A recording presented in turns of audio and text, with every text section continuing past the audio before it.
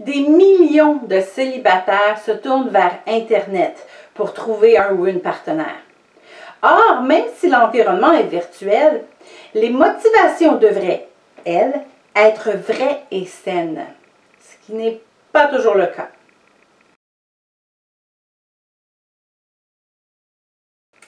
Mauvaise raison numéro 1. Pour faire comme mon ami, ça a marché pour lui. Plusieurs couples se forment en ligne effectivement. Mais ce n'est pas parce que cette méthode a fonctionné pour votre ami qu'elle va fonctionner pour vous. Si vous êtes du type très sociable, que vous n'avez aucun problème à engager une conversation avec un étranger, vous serez probablement ennuyé par Internet. Si vous avez encore de la difficulté à récupérer vos emails ou que passer du temps devant un moniteur vous ennuie à mourir, les sites de rencontres ne sont pas faits pour vous.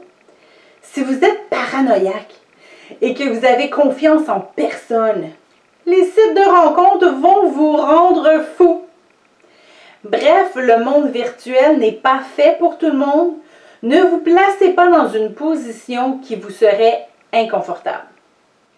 Rajoutons ici que si vous n'êtes pas à l'aise avec cette méthode, cela ne signifie pas qu'il faut la condamner pour tout le monde. Ce n'est peut-être pas bon pour vous, mais une autre personne y trouvera peut-être son compte. Alors, ne jugeons pas personne. Mauvaise raison numéro 2, parce que je suis tannée d'attendre après Dieu. Dans la Bible, il y a plusieurs exemples désastreux où l'humain a décidé de faire à sa tête au lieu d'attendre la main de Dieu. Le roi Saül, par exemple, a décidé de faire un sacrifice alors que seul le prêtre avait le droit de le faire. Cette impatience lui a coûté sa couronne et même son fils n'a pas pu accéder à la royauté. Vous irez voir ça dans 1 Samuel 13. Attendre après Dieu ne signifie pas de ne rien faire non plus. Tout est dans l'attitude du cœur. Si vous décidez de vous inscrire sur un site de rencontre et que vous mettez tous vos espoirs sur cette méthode pour rencontrer quelqu'un, vous êtes dans l'erreur. Vous pouvez vous inscrire pour vous montrer disponible, mais n'en faites pas une obsession non plus. N'allez pas consulter le site tous les jours et restez ouvert aux autres portes que Dieu pourrait vous ouvrir. Votre espoir est en Dieu, non sur le site de rencontre. Être tanné d'attendre, même être fâché contre Dieu parce que votre prière n'a pas encore été exaucée, c'est normal. Notre nature humaine veut toujours une réponse immédiate à tous nos désirs. Dieu connaît notre cœur et nos frustrations. Vous pouvez donc lui en parler ouvertement. Mais après lui avoir signalé vos frustrations, donnez-lui la chance de vous répondre au lieu de prendre les rênes. Mauvaise raison numéro 3. Comme ça, personne ne va savoir que je suis tannée d'être célibataire. Certains célibataires ont tout pour être de bons partenaires. Ils sont en feu pour Dieu, ils sont de bons serviteurs et ils ont du succès dans tout ce qu'ils entreprennent. Devant les autres, ils affichent un grand sourire confiant lorsqu'on leur parle de leur statut social. Mais seuls dans leur chambre, ils admettent à Dieu qu'ils sont tannés d'être célibataires. Ce qu'ils n'oseraient jamais dire à leurs frères et sœurs en Christ. Internet devient donc un moyen secret de chercher l'être aimé. Or, tout ce qui est fait dans le secret est très dangereux, surtout lorsqu'il est question des rencontres en ligne. Pour se protéger d'éventuels prédateurs, il faut toujours tenir informés nos amis proches de nos démarches. Laissez tomber votre orgueil. Il n'y a rien de mal à vouloir rencontrer quelqu'un. Ne vous cachez pas dans un monde virtuel. Pensez-y, si vous rencontrez effectivement une perle rare, allez-vous devoir mentir sur l'endroit où vous l'avez rencontré? Le secret entraîne des mensonges, alors n'entrez pas dans cette spirale. Mauvaise raison numéro 4. J'ai besoin de satisfaire mes pulsions sexuelles. Plusieurs sites de rencontres non chrétiens encouragent les aventures d'un soir. Même sur certains sites chrétiens, vous trouverez des personnes qui ne cherchent qu'une conquête sexuelle. Il est donc facile d'assouvir des pulsions charnelles par Internet. Mais ce n'est pas ce qu'un enfant de Dieu doit chercher.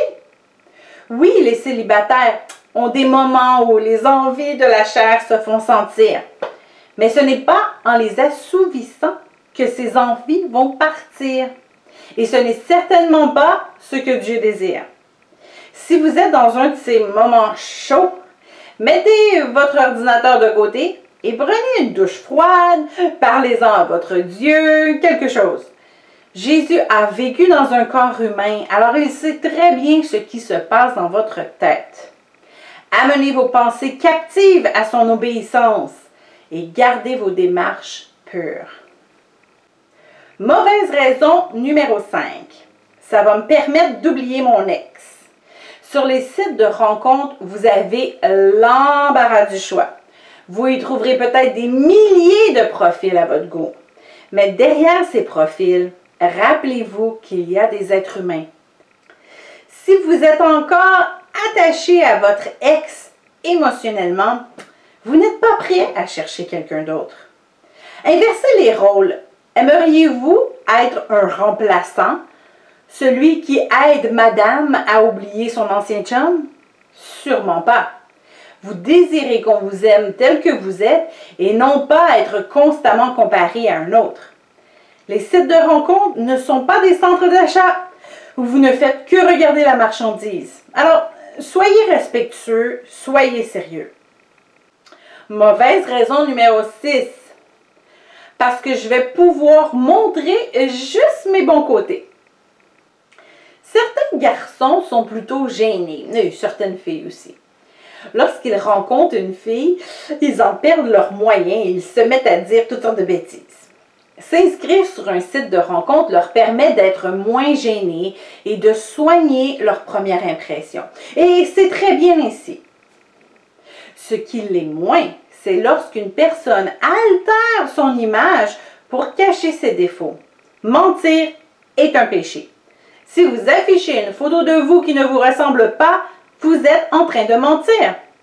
Vous avez 60 ans, ne mettez pas une photo de vous lorsque vous en aviez 25. Vous êtes ronde, vous pouvez chercher une photo qui vous avantage, mais ne cachez pas votre poids non plus. Sinon, votre première rencontre sera désastreuse. Alors, soyez honnête. Rappelez-vous que si vous êtes une personne respectueuse, honnête et qui craint Dieu, vous suivrez ses conseils. Mais soyez prudents. Si nous affichons ces conseils, c'est parce que plusieurs personnes ne les suivent pas. Restez sur vos gardes lorsque vous vous inscrivez sur un site de rencontre, parce que vous y trouverez des gens qui ne veulent que des aventures, qui ont honte d'être là, qui montent sur leur passé ou leur apparence, qui n'ont pas vraiment donné leur vie à Dieu. Rassurez-vous, vous y trouverez aussi des personnes qui ont de bonnes intentions et qui ont un cœur pour Dieu. Après tout, vous êtes là vous aussi.